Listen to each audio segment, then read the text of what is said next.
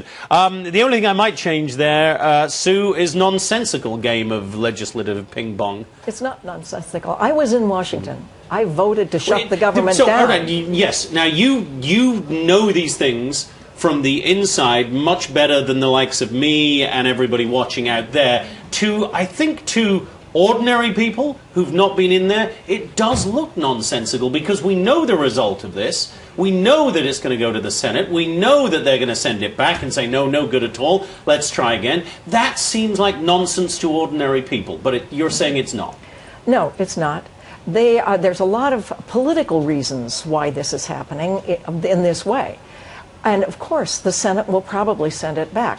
What they really need to do, and everyone could possibly vote for this on both Senate and House sides, is delay it for 1 year. It's not ready yet. It's not, in Washington, when you promulgate a bill, it has to ripen. This is not ripe yet. It needs a lot of work. And defunding it doesn't help try to help the people who need to rewrite the bill so it makes sense. You have too many people who have been, by the president, they've been suspended from having to live by the law. That's a real problem, but as a Republican, you are me. saying defunding it is the wrong move. I think at this point it is, because when we voted to defund the government, so when we voted to shut the government down, we had already passed quite a number of appropriations bills. So those agencies were not going to be shut down. In this case, there are no appropriations bills that have been passed, which means, yes, the government, all of the government, could shut down. That's a risk that I would not have taken if I were on the floor of the House today. Julie, your view of what we've seen and what we're going to see? Well, the crazies have taken over the Republican Party. I mean, if I were a Republican, a moderate Republican, as Sue, was when she was in the House, and as not even moderate, you have people like John McCain in the Senate. You've got people like John Boehner, the poor benighted John Boehner, who I feel sorry for, because this guy can't corral his own caucus, saying, "What are you doing?" I mean, he had no choice but to put this legislation up. But this is not something that he wanted, because they know, and as Sue, you were there in '95, I was working down there in '95, you know who's going to get the blame for this. It's when the government, if the government shuts down, it's not going to be Barack Obama. It's going to be the Republican Party. Yeah, and all the polls do show that, Sue, that it's the Republicans who are going to... But the problem, just real quickly, the problem is that the Republicans are holding their own party hostage, don't care so much about the independents out there. They're worried about primaries from the right.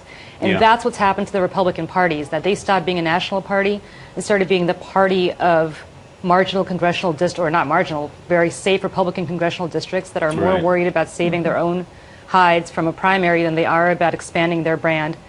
I mean, look at New York State. Look at where in the Northeast, there's no more Republican Party for the most part because of this. The chair of the Senate Budget Committee, Senator Patty Murray, Democrat, of course, said today that what the Republicans in the House have done, much as Julie essentially said, was, quote, this is quoting Senator Murray, not Julie, an irresponsible exercise in Tea Party pandering.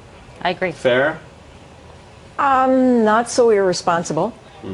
And I wouldn't say it's pandering to the Tea Party, but they are allowing.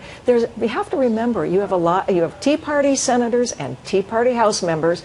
The people who elected them want a voice, and it's allowing them to have a voice.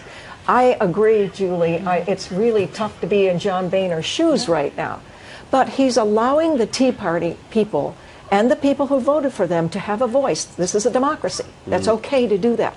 What is not okay is to keep haranguing this thing and banging it back and forth from Senate to House like a shuttlecock. It needs to be addressed. And what needs to be addressed about it is the fact that it's an unfair bill. It doesn't hit everyone constitutionally equally. People can pick and choose. We already see that large corporations are making a choice of not funding medical care for people. We know that the CMS has said it's going to cost us over 10 years $621 billion additional dollars. Who's paying for that? We. We poor slobs in the middle class are having to pay more taxes because of this bill. It needs to be rewritten. The other thing people don't realize is that the information that you put into an exchange to get health care insurance, if you go to an exchange, is automatically linked to the IRS. you lose privacy. Which is something a lot of people are very much concerned about right now. Julie, does it need to be completely rewritten? No, and you know, look, here's the problem, again, for the Republican Party, I think, on this, and substance aside. It was passed by both houses of Congress. It was signed into law by the president. It was upheld by the Supreme Court, and we had an election where Obamacare was a big issue and the president got reelected. So what does that tell you about where the American people are in this? And what does it tell you when the Republicans are trying to fight the war from 2010 when people have moved on? Move on. The president's not going to rewrite the bill. It's not going to happen. Even if both houses did it, they don't have veto-proof majorities. He'll veto any attempt to delay this bill. Defunding it as a non-starter, delaying it as a non-starter. He said so. So anything that the Republicans are doing right now is grandstanding, and it's misleading their own voters. It's misleading their own base, because Ted Cruz is very irresponsible in doing this. He has convinced people in his own party that this is a possibility. So people are going out there demanding this to happen. It will not happen. I'm sorry. They lost the election on this. They lost, and what's going to happen is if they do this, they'll probably lose seats next year, because they're going to be blamed for the government shutdown. So any kind of attempt to get more House seats to repeal this legislation, or Senate seats to repeal this legislation, will not happen. In fact, they're undermining their own cause. That's the problem. Jonathan, I just want to say one thing about this election. People did not know what this bill contained. They did not understand what it was going to be. No one knew what it was. So, and they were lied to. And a lot of people, especially a lot of the unions, are extremely unhappy with this, and they backed Obama, and their people voted for Obama. Now they're stuck with a bill that they don't like.